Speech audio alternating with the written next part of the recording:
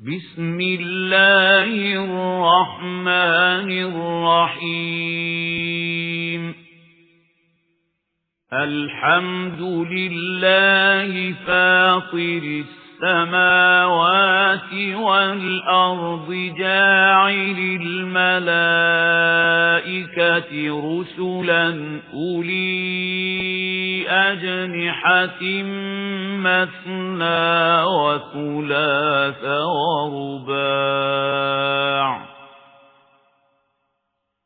يزيد في الخلق ما يشاء إن الله على كل شيء قدير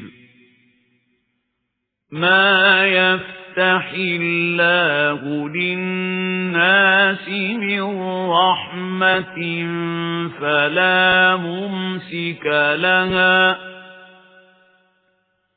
وما يمسك فلا مرسل له من بعده وهو العزيز الحكيم. அத்தியாயம் ஃபாத்திர். மக்காவில் அருளப்பட்டது. வசனங்கள் 45. அளவிலா கருணையும் இணையிலா கிருபையும் உடைய அல்லாஹுவின் திருப்பெயரால். வானங்களையும் பூமியையும் படைத்தவனும் வானவர்களை தூது கொண்டு செல்பவர்களாக நியமித்தவனும் ஆகிய அல்லாஹுவுக்கே எல்லா புகழும். அவ்வானவர்கள் எத்தகையோர் எனில் அவர்களுக்கு 2 3 4 இறக்கைகள் உள்ளன. அவன் தன்னுடைய படைப்புகளின் வடிவமைப்பில் தான் நாடுவதை அதிகப்படுத்துகின்றான். சின்னமாக அல்லாஹ் அனைத்தின் மீதும் பேராற்றல் கொண்டவனாக இருக்கின்றான். அல்லாஹ் எந்த ஓர் அருள்வாயிலை மக்களுக்காக திறந்துவிட்டாலும் அதனை தடுக்கக்கூடியவர் யாருமிலர். மேலும் அவன் அதனை அடைத்து விட்டால் அதற்கு பிறகு அதனை திறக்கக்கூடியவர் வேறு யாரும் இலர். அவன் யாவற்றையும் மிகைத்தவனாகவும் நுண்ணறிவாளனாகவும் இருக்கின்றான். யா அய்யுஹன் நாஸு ذ்குரூ நிஅமத்தல்லாஹி அலைக்கும் هل من خالق غير الله يرزقكم من السماء والأرض لا إله إلا هو فأنى تؤفكون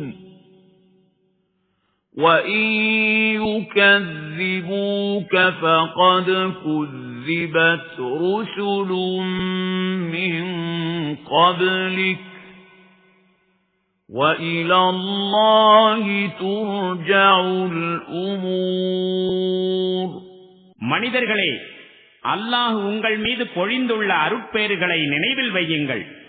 வானம் மற்றும் பூமியிலிருந்து உங்களுக்கு வாழ்வாதாரம் அளிக்கின்ற படைப்பாளன் அல்லாஹுவை தவிர வேறு யாரும் இருக்கின்றாரா? வணக்கத்திற்குரியவன் அவனை தவிர வேறு யாரும் இல்லை. பிறகு எங்கிருந்து நீங்கள் ஏமாற்றப்படுகின்றீர்கள்? நபியே, இப்பொழுது இவர்கள் உம்மை பொய்யர் என்று தூற்றுகின்றார்கள் என்றால் இது புதிய விஷயமல்ல. உமக்கு முன்பும் அநேக தூதர்கள் பொய்யர்கள் என்று தூற்றப்பட்டிருக்கின்றார்கள். மேலும் அனைத்து விவகாரங்களும் இறுதியில் அல்லாஹ்விடம்தான் திரும்ப கொண்டு வரப்பட இருக்கின்றன. யா அய்யுஹன் நாஸு இன்ன வஅதல்லாஹி ஹக்கும் ஃபலா தகுர்ரன்னகுமுல் ஹயாத்துத் துன்யா وَلَا يَغُرَّنَّكُم بِاللَّهِ الْغَرُورُ إِنَّ الشَّيْطَانَ لَكُمْ عَدُوٌّ فَاتَّخِذُوهُ عَدُوًّا إنما يدعو حزبه ليكونوا من أصحاب السعير الذين كفروا لهم عذاب شديد والذين آمنوا وعملوا الصالحات لهم مغفرة وأجر كبير. மனிதர்களே, சின்னமாக அல்லாஹுவின் வாக்குறுதி உண்மையானது. எனவே உலக வாழ்க்கை உங்களை ஏமாற்றத்தில் ஆழ்த்திட வேண்டாம். மேலும் அந்த பெரும் ஏமாற்றுக்காரனும் உங்களை அல்லாஹுவின் விஷயத்தில் ஏமாற்றிவிட வேண்டாம். உண்மையாக ஷைத்தான் உங்களின் பகைவனாவான். ஆகையால் நீங்களும் அவனை உங்களின் பகைவனாகவே கருதுங்கள். அவன் தன்னை பின்பற்றுபவர்களை தனது வழியில் அழைத்துக் கொண்டிருப்பது அவர்கள் நரகவாசிகளுடன் இணைந்துவிட வேண்டும் என்பதற்காகத்தான். எவர்கள் நிராகரிக்கின்றார்களோ அவர்களுக்கு கடுமையான வேதனை இருக்கின்றது. மேலும் எவர்கள் நம்பிக்கை கொண்டு நற்செயல்கள் புரிகின்றார்களோ அவர்களுக்கு மன்னிப்பும் பெரும் கூலியும் இருக்கின்றன. أَفَمَنْ زُيِّنَ لَهُ سُوءُ عَمَلِهِ فَرَآهُ حَسَنًا فَإِنَّ اللَّهَ يُضِلُّ مَن يَشَاءُ وَيَهْدِي مَن يَشَاءُ فَلَا تَذْهَبْ نَفْسُكَ عَلَيْهِمْ حَسَرَاتٍ إِنَّ اللَّهَ عَلِيمٌ بِمَا يَصْنَعُونَ وَاللَّهُ الَّذِي أَرْسَلَ الرِّيَاحَ فَتُثِيرُ سَحَابًا فَسُقْنَاهُ إِلَى بَلَدٍ مَّيِّتٍ فَأَحْيَيْنَا بِهِ الْأَرْضَ بَعْدَ مَوْتِهَا كَذَلِكَ النُّشُورُ. எந்த மனிதனுக்கு அவனுடைய தீய செயல் அலங்காரமாக்கப்பட்டிருக்கிறதோ, மேலும் அதனை அவன் நல்லதென்று கருதி கொண்டிருக்கின்றானோ, அந்த மனிதனின் வழிகேட்டிற்கு எல்லையேதும் உண்டா என்ன? சின்னமாக அல்லாஹு தான் நாடுவோரை நெறி பிறழச் செய்கின்றான். மேலும் தான் நாடுவோரை நேர்வழியில் செலுத்துகின்றான். எனவே நபியே, இவர்களுக்காக துக்கமும் வேதனையும் அடைந்தே உமது உயிர் உருகிப் போய்விட வேண்டாம். இவர்கள் செய்து கொண்டிருக்கின்ற அனைத்தையும் சின்னமாக அல்லாஹ் நன்கறிகின்றான். மேலும் காற்றுகளை அனுப்புகின்றவன் அல்லாஹுதான். பின்னர் அவை மேகங்களை உயரே கிளப்புகின்றன. பிறகு அதனை வறண்ட பகுதிகளுக்கு நாம் கொண்டு செல்கின்றோம். மேலும் இறந்து கிடக்கும் பூமியை அதன் மூலம் உயிர்ப்பிக்கின்றோம். இறந்து போன மனிதர்களை மீண்டும் உயிரோடு எழுப்புவதும் இவ்வாறுதான். مَنْ كَانَ يُرِيدُ الْعِزَّةَ فَلِلَّهِ الْعِزَّةُ جَمِيعًا إِلَيْهِ يَصْعَدُ الْكَلِمُ الطَّيِّبُ وَالْعَمَلُ الصَّالِحُ يَرْفَعُهُ وَالَّذِينَ يَمْكُرُونَ السَّيِّئَاتِ لَهُمْ عَذَابٌ شَدِيدٌ وَمَكْرُ أُولَئِكَ هُوَ يَبُورُ. எவரேனும் கண்ணியத்தை விரும்பினால் கண்ணியம் முழுவதும் அல்லாஹுவுக்கே உரியதாகும் என்பதை அவர் தெரிந்து கொள்ள வேண்டும். அவனை நோக்கி உயர்ந்து செல்வது தூய்மையான சொல் மட்டுமே. இன்னும் நற்செயல் அதனை மேலே உயர்த்துகின்றது. மேலும் எவர்கள் தீய சூழ்ச்சிகள் செய்கின்றார்களோ அவர்களுக்கு கடுமையான வேதனை இருக்கிறது. மேலும் அவர்களுடைய சூழ்ச்சிகள் தானாகவே அழியக்கூடியவையாக இருக்கின்றன.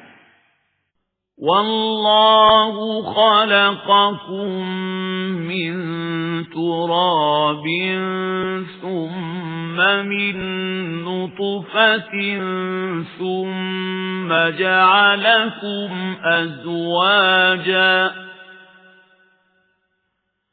وَمَا تَحْمِلُ مِنْ أُنثَىٰ وَلَا تَضَعُ إِلَّا بِعِلْمِهِ وَمَا يُعَمَّرُ مِن مُّعَمَّرٍ وَلَا يُنقَصُ مِنْ عُمُرِهِ إِلَّا فِي كِتَابٍ إِنَّ ذَلِكَ عَلَى اللَّهِ يَسِيرٌ.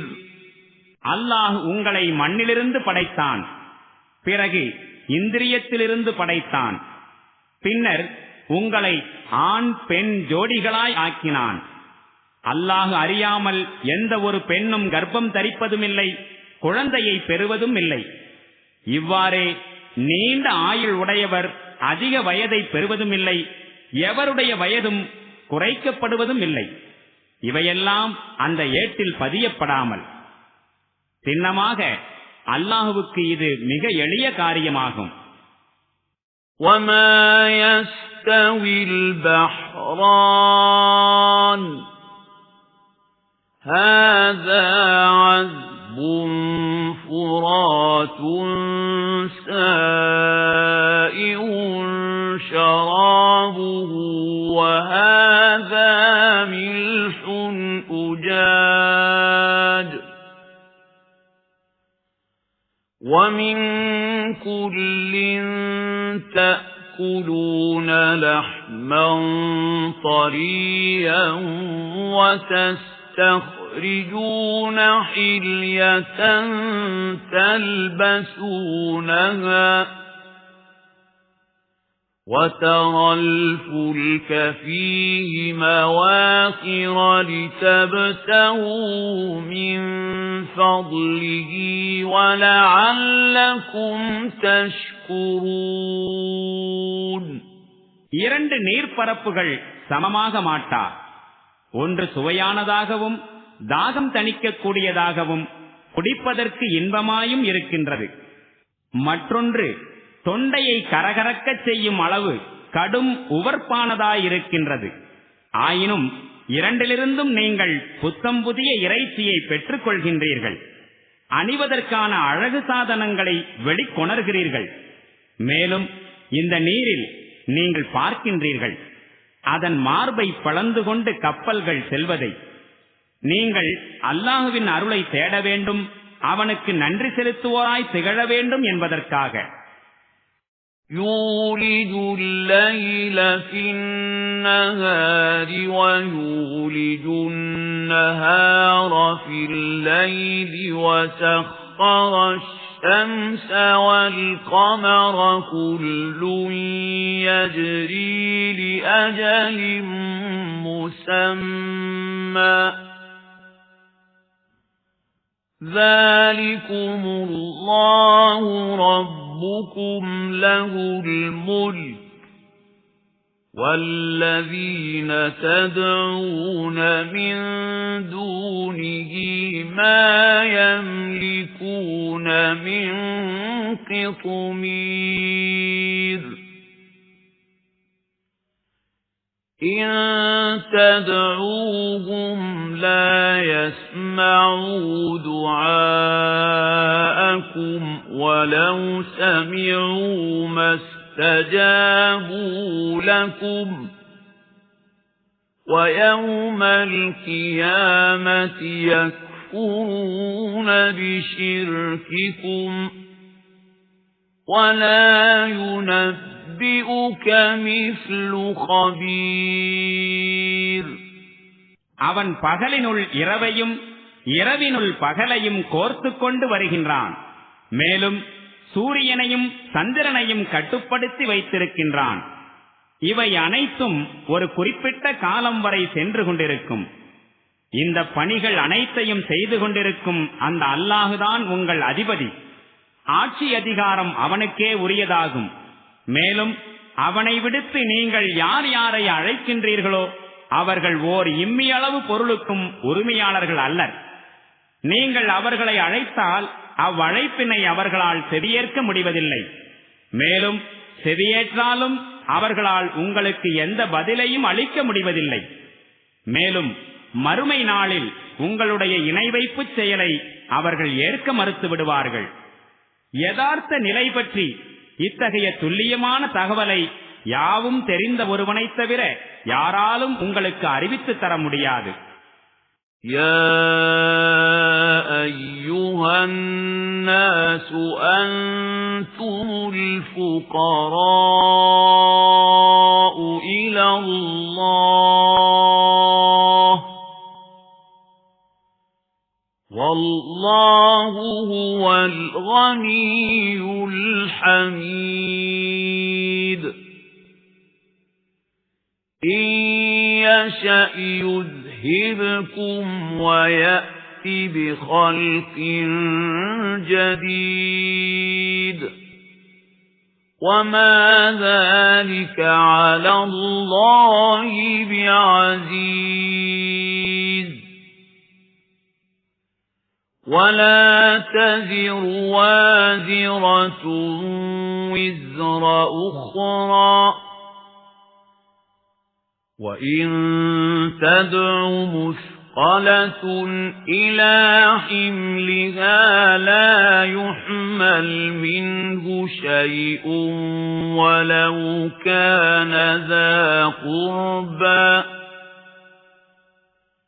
إنما تنذر الذين يخشون ربهم بالغيب وأقاموا الصلاة ومن تزكى فإنما يتزكى لنفسه وإلى الله المصير. மனிதர்களே, நீங்கள் நாம் அல்லாஹுவிடம் தேவையுடையவர்களாயிருக்கின்றீர்கள். ஆனால் அல்லாஹுவோ தேவைகள் அற்றவனும் மாபெரும் புகழுக்குரியவனும் ஆவான். அவன் நாடினால் உங்களை அகற்றிவிட்டு உங்களுக்கு பதிலாக ஏதேனும் புதிய படைப்பை கொண்டு வந்து விடுவான். இவ்வாறு செய்வது அல்லாஹுவை பொறுத்து சிறிதும் சிரமமானதன்று. சுமை சுமக்கும் எவரும் மற்றொருவருடைய சுமையை சுமக்க மாட்டார்.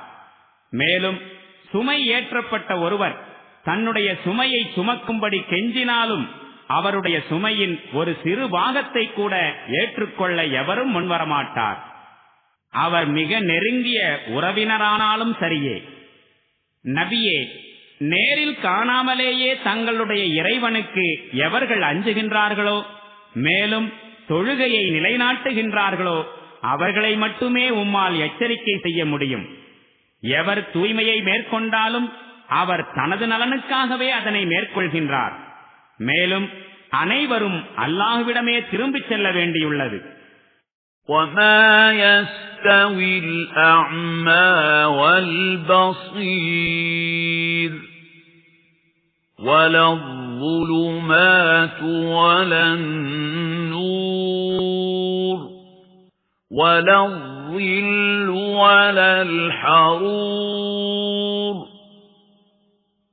وَمَا يَسْتَوِي الْأَحْيَاءُ وَلَا الْأَمْوَاتُ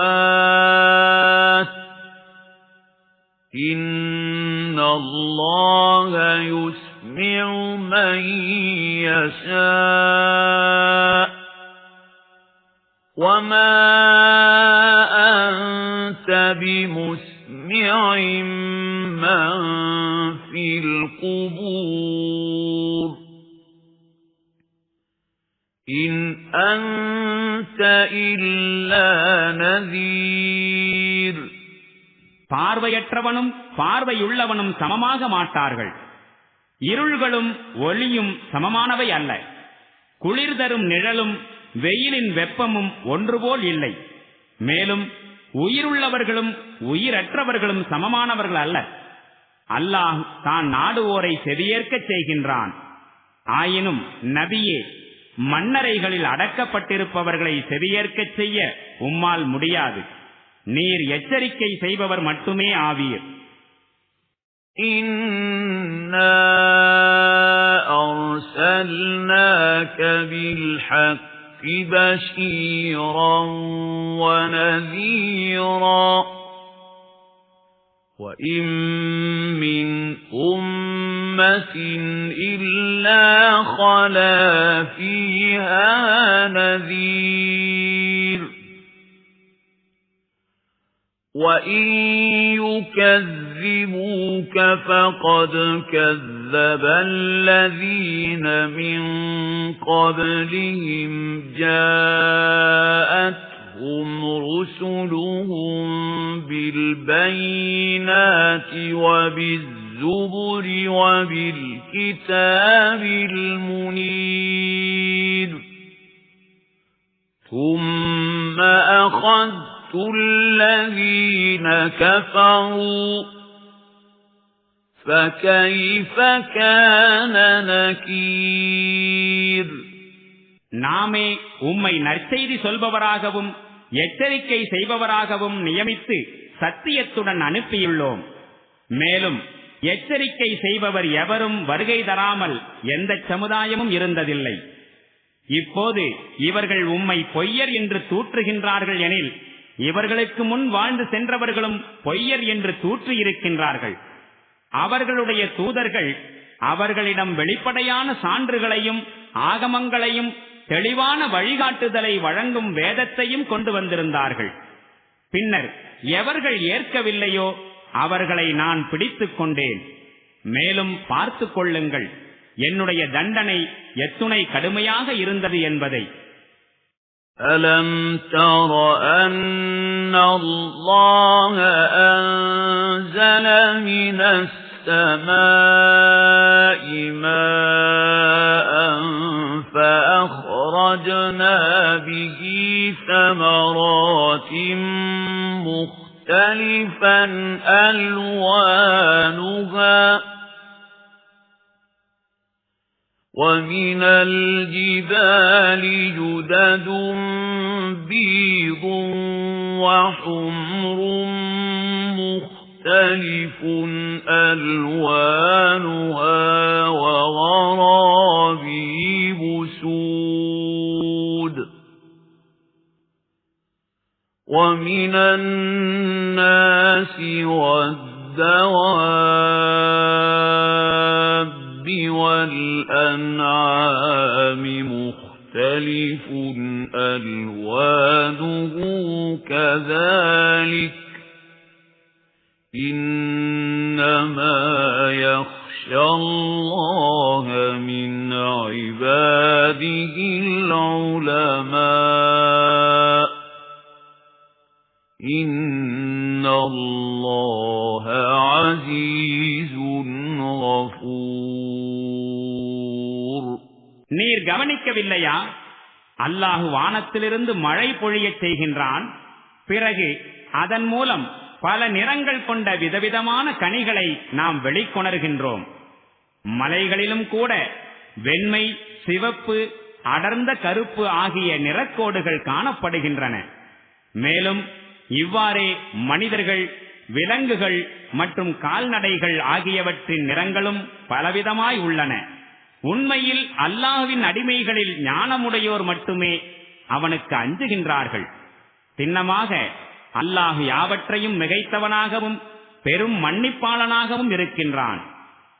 إن الذين يتلون كتاب الله وأقاموا الصلاة وأنفقوا مما رزقناهم سرا وعلانية يرجون تجارة لن تبور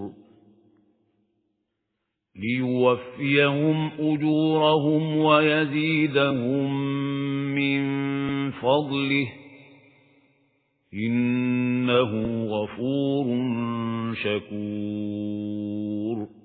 எவர்கள் அல்லாஹ்வின் வேதத்தை ஓதுகின்றார்களோ, மேலும் தொழுகையை நிலைநாட்டுகின்றார்களோ, மேலும் நாம் அவர்களுக்கு அளித்தவற்றிலிருந்து மறைவாகவும் வெளிப்படையாகவும் செலவு செய்கின்றார்களோ, அவர்கள் திண்ணமாக என்றைக்கும் நஷ்டமடையாத ஒரு வியாபாரத்தை எதிர்பார்த்திருக்கின்றார்கள்.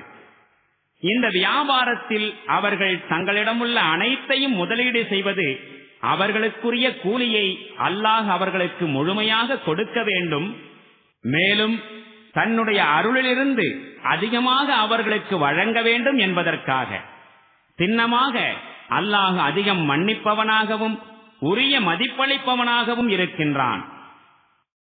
والذي أوحينا إليك من الكتاب هو الحق مصدقا لما بين يديه إن الله بعباده لخبير بصير. ثم أورثنا الكتاب الذين اصطفينا من عبادنا فمنهم ظالم لنفسه ومنهم مقتصد ومنهم سابق بالخيرات بإذن الله ذلك هو الفضل الكبير. جنات عدن يدخلونها يحلون فيها من أساور من ذهب ولؤلؤا ولباسهم فيها حرير. وقالوا الحمد لله الذي أذهب عنا الحزن إن ربنا لغفور شكور. الذي أحلنا دار المقامة من فضله لا يمسنا فيها نصب ولا يمسنا فيها لغوب. நபியே, வஹீன் மூலம் நாம் உமக்கு அருளிய வேதம்தான் உண்மையானதாகும். இது தனக்கு முன் வந்திருந்த வேதங்களை மைப்படுத்தக்கூடியதாயிருக்கிறது. திண்ணமாக அல்லாஹ் தன்னுடைய அடிமைகளின் நிலைமைகளை நன்கு புரிந்தவனாகவும் அனைத்தையும் உற்று நோக்குபவனாகவும் இருக்கின்றான். பிறகு நாம் நம்முடைய அடிமைகளிலிருந்து வேதத்தின் வாரிசுகளாக எவர்களை தேர்ந்தெடுத்தோமோ அவர்களை இவ்வேதத்துக்கு வாரிசுகளாக்கினோம். இப்போது அவர்களில் சிலர் தங்களுக்கே அநீதி இழைப்பவர்களாயிருக்கின்றனர். மேலும் சிலர் இடைப்பட்ட நிலையில் இருக்கின்றனர். இன்னும் சிலர் அல்லாஹுவின் கட்டளைப்படி நற்செயல்களில் முந்திச் செல்பவர்களாயிருக்கின்றனர். இதுதான் மாபெரும் அருளாகும். நீடித்த நிலையான சுவனங்களில் இவர்கள் நுழைவார்கள். அங்கே தங்க காப்புகளும் முத்துக்களும் அவர்களுக்கு அணிவிக்கப்படும். அங்கு அவர்களின் உடைகள் பட்டாக இருக்கும். மேலும் அவர்கள் கூறுவார்கள், நம்மை விட்டு கவலையை அகற்றிய அல்லாஹுவுக்கு நன்றி. திண்ணமாக நம்முடைய இறைவன் பெரும் மன்னிப்பாளனாகவும் உரிய மதிப்பை அளிப்பவனாகவும் இருக்கின்றான். அவனே தன்னுடைய அருளால் நம்மை நிலையான இருப்பிடத்தில் தங்க வைத்துள்ளான். இங்கு எவ்வித சிரமமும் நமக்கு நேருவதில்லை. மேலும் எவ்வித சோர்வும் ஏற்படுவதில்லை. والذين كفروا لهم نار جهنم لا يقضى عليهم فيموتوا ولا يخفف عنهم من عذابها كذلك نجزي كل كفور. وهم يصطرخون فيها ربنا أخرجنا نعمل صالحا غير الذي كنا كُنَّا نَعْمَلُ أَوَلَمْ نُعَمِّرْكُم مَّا يَتَذَكَّرُ فِيهِ مَن تَذَكَّرَ وَجَاءَكُمُ النَّذِيرُ فَذُوقُوا فَمَا لِلظَّالِمِينَ مِن نَّصِيرٍ. மேலும் எவர்கள் நிராகரித்தார்களோ அவர்களுக்கு நரக நெருப்புதான் இருக்கிறது. அவர்கள் மரணம் அடையும் வகையில் அவர்களுடைய கதை முடிக்கப்படவும் மாட்டாது. நரகத்தின் வேதனையில் ஒரு சிறிதும் அவர்களுக்கு குறைக்கப்படவும் மாட்டாது.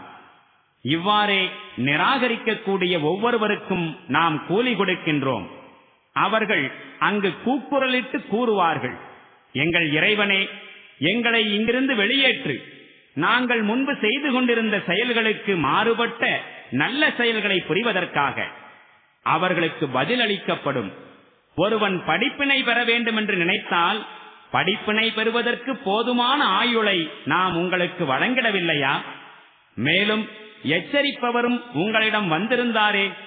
இப்போது நன்கு சுவையுங்கள். கொடுமையாளர்களுக்கு இங்கு உதவி செய்வார் யாரும் இல்லை. இன்னல்லாஹ ஆலிமு கைபிஸ் ஸமாவாதி வல் அர்த் இன்னஹு அலீமுன் பிதாத்திஸ் ஸுதூர். ஹுவல்லஸீ ஜஅலகும் خَلَائِفَ ஃபில் அர்த் فَمَنْ كَفَرَ فَعَلَيْهِ كُفْرُهُ وَلَا يَزِيدُ الْكَافِرِينَ كُفْرُهُمْ عِندَ رَبِّهِمْ إِلَّا مَقْتًا وَلَا يَزِيدُ الْكَافِرِينَ كُفْرُهُمْ إِلَّا خَسَارًا. சின்னமாக அல்லாஹ் வானங்களிலும் பூமியிலும் மறைவாக உள்ள ஒவ்வொன்றையும் அறிந்தவனாக இருக்கின்றான். சின்னமாக அவன் நெஞ்சங்களில் மறைந்திருக்கும் ரகசியங்களை கூட நன்கறிகின்றான். அவனே பூமியில் உங்களை பிரதிநிதிகளாய் ஆக்கியிருக்கின்றான். இனி எவன் நிராகரித்தாலும் அவனுடைய நிராகரிப்பின் தீய விளைவு அவனையே சாரும். மேலும் நிராகரிப்பாளர்களின் நிராகரிப்பு அவர்களுடைய இறைவனின் கோபத்தை அவர்கள் மீது அதிகப்படுத்துமே தவிர வேறெந்த முன்னேற்றத்தையும் அவர்களுக்கு அளிக்காது. நிராகரிப்பாளர்களுக்கு இழப்பு அதிகமாவதை தவிர வேறு எந்த முன்னேற்றமும் இல்லை. قُلْ أَرَأَيْتُمْ شُرَكَاءَكُمُ الَّذِينَ تَدْعُونَ مِن دُونِ اللَّهِ أَرُونِي مَاذَا خَلَقُوا مِنَ الْأَرْضِ أَمْ لَهُمْ شِرْكٌ فِي السَّمَاوَاتِ أَمْ آتَيْنَاهُمْ كِتَابًا فَهُمْ عَلَى بَيِّنَةٍ مِّنْهُ بَلْ إِنْ يَعِدُ الظَّالِمُونَ بَعْضُهُمْ بَعْضًا إِلَّا غُرُورًا. إِنَّ اللَّهَ يُمْسِكُ السَّمَاوَاتِ وَالْأَرْضَ أَن تَزُولَا وَلَئِن زَالَتَا إِنْ أَمْسَكَهُمَا مِنْ أَحَدٍ مِّن بَعْدِهِ إِنَّهُ كَانَ حَلِيمًا غَفُورًا.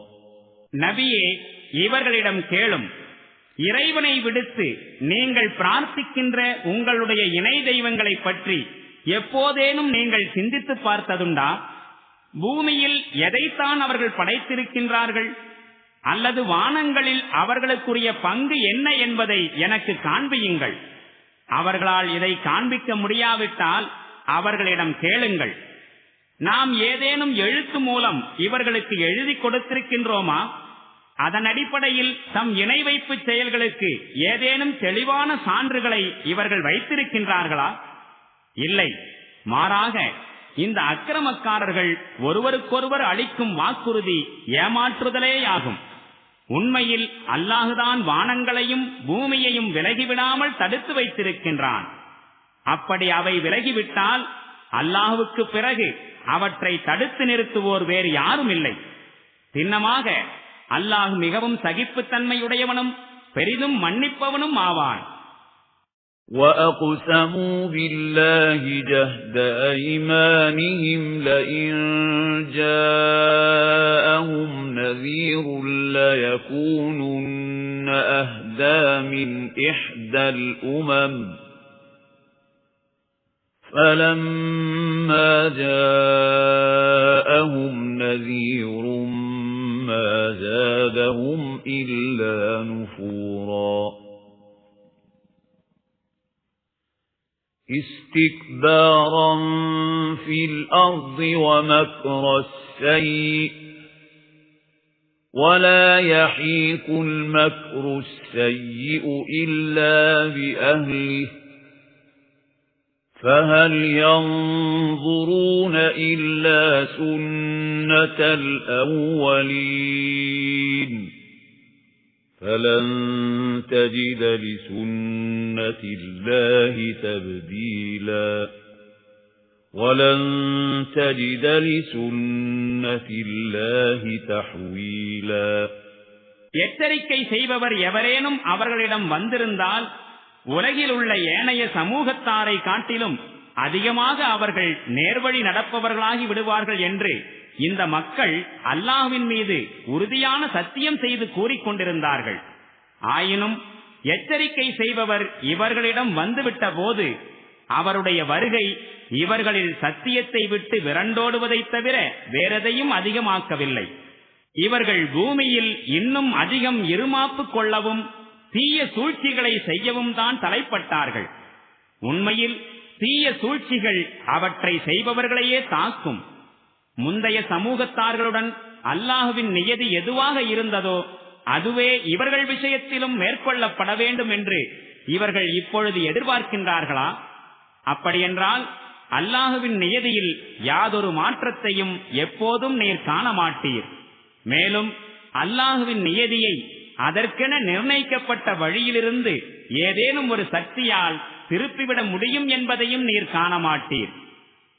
أَوَلَمْ يَسِيرُوا فِي الْأَرْضِ فَيَنظُرُوا كَيْفَ كَانَ عَاقِبَةُ الَّذِينَ مِنْ قَبْلِهِمْ وَكَانُوا أَشَدَّ مِنْهُمْ قُوَّةً وَمَا كَانَ اللَّهُ لِيُعْجِزَهُ مِنْ شَيْءٍ فِي السَّمَاوَاتِ وَلَا فِي الْأَرْضِ إِنَّهُ كَانَ عَلِيمًا قَدِيرًا. وَلَوْ يُؤَاخِذُ اللَّهُ النَّاسَ بِمَا كَسَبُوا مَا تَرَكَ عَلَى ظَهْرِهَا مِنْ دَابَّةٍ وَلَكِنْ يُؤَخِّرُهُمْ إِلَى أَجَلٍ مُّسَمًّى فَإِذَا جَاءَ أَجَلُهُمْ فَإِنَّ اللَّهَ كَانَ بِعِبَادِهِ بَصِيرًا. இவர்கள் பூமியில் சுற்றித் திரிந்து தங்களுக்கு முன் வாழ்ந்து சென்றவர்களின் கதி என்னவாயிற்று என்பதை பார்க்கவில்லையா? அவர்கள் இவர்களை விடவும் அதிக வலிமையுடையவர்களாயிருந்தார்கள். அல்லாஹுவை தோல்வியுறச் செய்யக்கூடிய எந்த பொருளும் இல்லை, வானத்திலும் இல்லை, பூமியிலும் இல்லை. அவன் யாவற்றையும் அறிந்தவனாகவும் அனைத்தின் மீதும் பேராற்றல் கொண்டவனாகவும் இருக்கின்றான். அல்லாஹு மக்களை அவர்கள் செய்யும் தீய செயல்களுக்காக தண்டிப்பானாகில் பூமியின் மீது எந்த உயிரினத்தையும் அவன் விட்டு வைத்திருக்க மாட்டான். ஆயினும் அவர்களுக்கு ஒரு குறிப்பிட்ட காலம் வரை அவன் அவகாசம் அளித்துக் கொண்டிருக்கின்றான். பிறகு அவர்களுக்குரிய காலம் பூர்த்தியானால் சின்னமாக அல்லாஹ் தன் அடிமைகளை பார்த்துக் கொள்வான்.